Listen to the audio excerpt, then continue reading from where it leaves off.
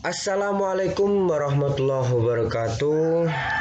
Selamat siang, salam sejahtera untuk kita semua.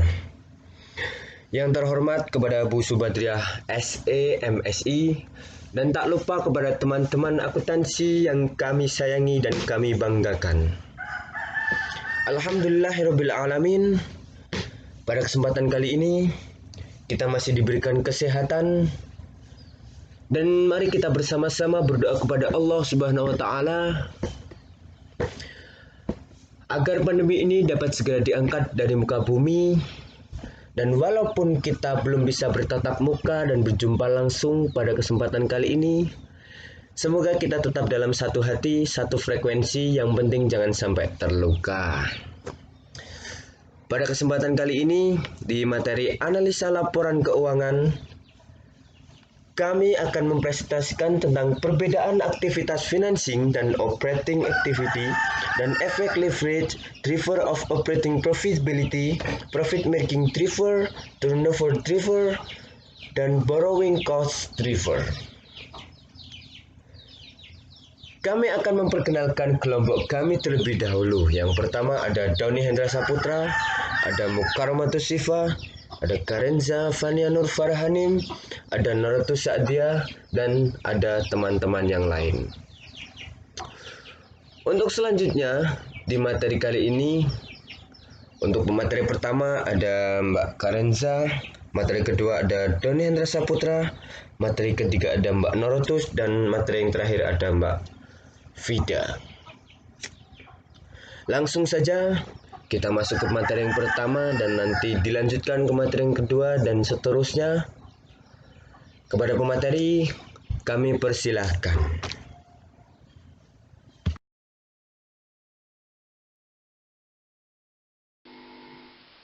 Perbedaan aktivitas financing and operating activities. Aktivitas operasi atau operating activities yang pertama adalah aktivitas penghasil utama pendapatan perusahaan.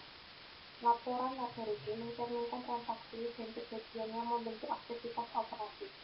Yang ketiga, melibatkan transaksi pembelian atau produksi barang dan jasa serta penjualan dan distribusi barang dan jasa tersebut kepada pelanggan. Dan yang terakhir adalah laporan arus kas masuk dan laporan laba rugi. Keduanya melaporkan aktivitas operasi selama periode tertentu. Tetapi kedua laporan ini mempunyai perbedaan dalam 3 hal pokok. Laporan arus kas melaporkan aktivitas pendanaan dan investasi di samping aktivitas operasi. Laporan laba rugi melaporkan aktivitas operasi. Laporan arus kas atas dasar cash basis. Laporan laba rugi atas dasar accrual basis. Laporan arus kas aktivitas operasi meliputi pengaruh kas dari semua jenis transaksi pendapatan dan beban, termasuk bunga dan pajak. Laporan laba rugi atau pendapatan operasi hanya meliputi pendapatan dan beban. Perbedaan yang kedua adalah aktivitas pendanaan atau financing activity. Yang pertama, aktivitas yang mengakibatkan perubahan jumlah serta komposisi modal dan pinjaman perusahaan.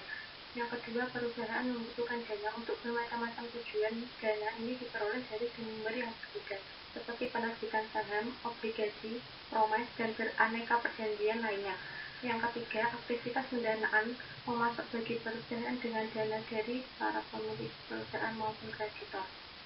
Dan yang terakhir adalah berasal dari penerbitan utang atau surat berharga ekuitas.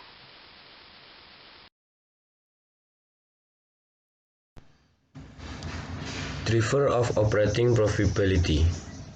Faktor-faktor yang dapat mempengaruhi profitabilitas suatu perusahaan diantaranya current ratio atau CR, merupakan ukuran yang paling umum digunakan untuk mengetahui kesanggupan memenuhi kewajiban jangka pendek. Current ratio yang rendah biasanya dianggap menunjukkan terjadinya masalah dalam likuiditas. Sebaliknya, suatu perusahaan yang CR-nya terlalu tinggi juga kurang bagus, karena menunjukkan banyaknya dana menganggur yang pada akhirnya dapat mengurangi kemampuan laba perusahaan. Total Asset Turnover atau TATO menunjukkan efektivitas penggunaan seluruh harta perusahaan dalam rangka menghasilkan penjualan atau menggambarkan berapa rupiah penjualan bersih yang dapat dihasilkan oleh setiap rupiah yang diinvestasikan dalam bentuk harta perusahaan. Jika perputarannya lambat, ini menunjukkan bahwa aktiva yang dimiliki terlalu besar dibandingkan dengan kemampuan menjual. Debt ratio atau DR merupakan rasio yang mengukur tingkat penggunaan hutang terhadap total aktiva yang dimiliki perusahaan.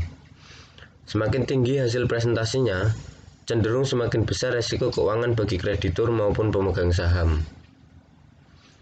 Debt to equity ratio atau DER menggambarkan perbandingan hutang dengan ekuitas dalam pendanaan perusahaan dan menunjukkan kemampuan modal sendiri perusahaan tersebut untuk memenuhi seluruh kewajibannya. Semakin rendah rasio ini, semakin tinggi tingkat pendanaan perusahaan yang disediakan oleh pemegang saham.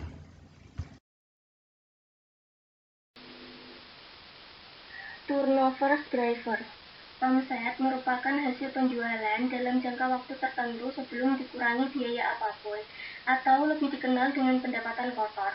Profit adalah uang yang dihasilkan dari penjualan dalam jangka waktu tertentu dengan sudah dikurangi biaya-biaya lainnya, dan juga dikenal dengan pendapatan bersih.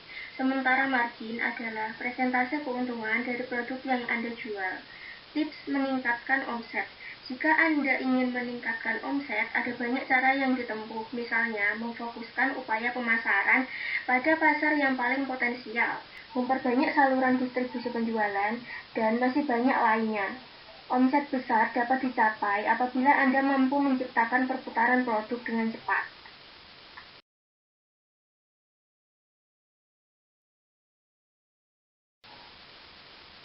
Profit margin drivers. Unsur-unsur pembentuk profit margin. Yang pertama ada laba kotor. Laba kotor merupakan penjualan bersih dikurangi harga pokok penjualan. Oleh karena itu, laba kotor merupakan nilai lebih yang diperoleh perusahaan atas hasil penjualan yang diterima dari harga pokok barang yang dijual dengan meningkatkan penjualan ataupun menurunnya biaya produksi, maka pencapaian laba kotor akan maksimal. Yang kedua, laba operasi atau laba usaha merupakan selisih antara laba bruto dan biaya usaha atau selisih antara hasil penjualan bersih dengan harga pokok penjualan dan biaya operasi. Jadi, laba operasi merupakan pendapatan bersih dari operasi yang dilakukan. Yang ketiga, laba bersih atau net income adalah selisih lebih semua pendapatan dan keuntungan terhadap semua biaya dan kerugian. Jumlah ini merupakan kenaikan bersih terhadap semua biaya dan kerugian. Jumlah ini merupakan kenaikan bersih terhadap modal.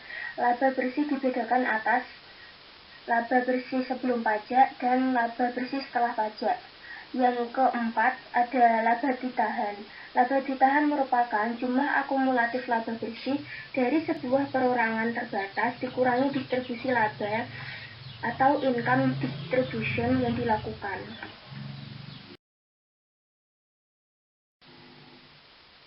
Borrowing cost drivers. Argumen yang mendukung kapitalisasi biaya pinjaman. Pertama, biaya pinjaman merupakan bagian dari biaya perolehan. Yang kedua, biaya yang dicatat ke dalam nilai aktiva dibandingkan dengan pendapatan yang akan diperoleh di masa depan. Yang ketiga, kapitalisasi akan menghasilkan perbandingan yang lebih baik antara aktiva yang dibeli dan aktiva yang dibangun. Argumen yang menentang kapitalisasi biaya pinjaman. Yang pertama, upaya untuk mengaitkan biaya pinjaman terhadap suatu aktiva tertentu bersifat subjektif. Yang kedua, metode pembiayaan yang berbeda akan menghasilkan jumlah kapitalisasi yang berbeda untuk aktiva yang sama. Yang ketiga, pembebanan biaya pinjaman akan menghasilkan perbandingan yang lebih baik.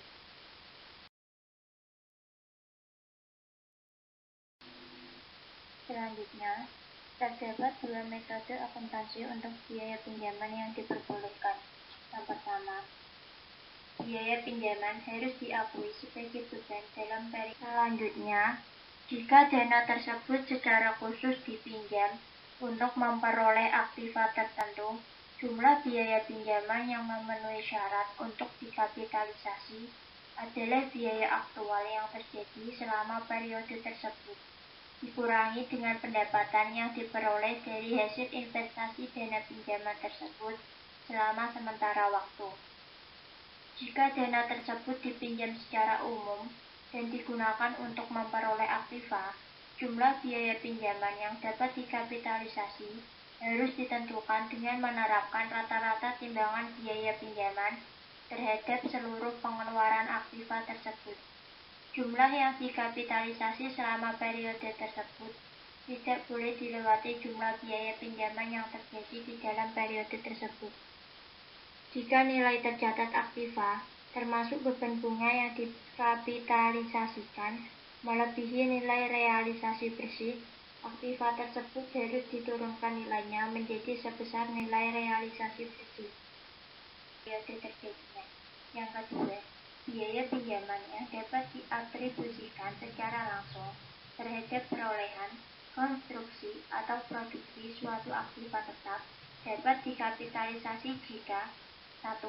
Besar kemungkinan bahwa aktiva tersebut akan menghasilkan manfaat ekonomi bagi perusahaan di masa depan. 2.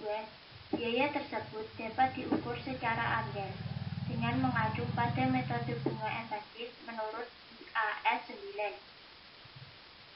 Jumlah yang akan dikapitalisasi adalah biaya pinjaman yang sebenarnya dapat dihindari jika pengeluaran atas aktiva yang memenuhi syarat tidak dilakukan.